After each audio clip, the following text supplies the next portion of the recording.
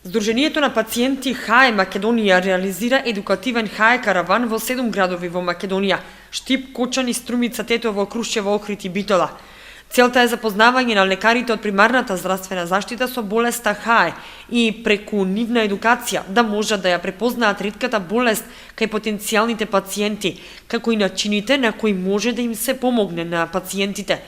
Таргетирани се поголеми градови во кои има или се близу до клинички центри, во кои е можно пациентите со ХАЕ да престојуваат и да имаат потреба од лекари кои се добро информирани и едуцирани за нивната состојба.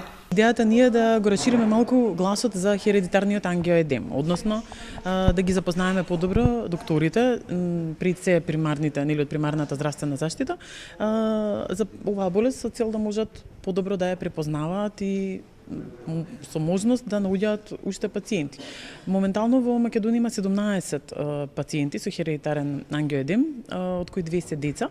Меѓутоа проценките се дека на 2 милиони жители во Република Македонија би требало да има околу 50 пациенти. Болеста се манифестира со отоци кои може да се јават секаде по телото и е потенцијално смртоносна, доколку се јават на одредени делови како што се лице, грло или дигестивниот тракт.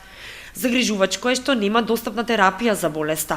Во Македонија, иако во светот секаде си имаат терапија, во Македонија не е достапна терапијата за пациентите. Ја некако пробуваме за најризични ситуации да се снајдеме со носење на лекови од други земји, меѓутоа најчесто и животот ни виси на конец. Се молиме. Предавањата ги вршеше професор доктор Весна Гривчева-Пановска од клиниката за дерматовенерологија и алергологија од Скопје, која долго време се интересира за ова ретко заболување и остварува професионален третман со пациентите заболени од ХАЕ во Македонија. Задолжително е секој еден доктор од општа практика да ја познава, секој стоматолог, затоа што најголем број на смртни случаи за жал се случуваат при стоматолошки интервенции.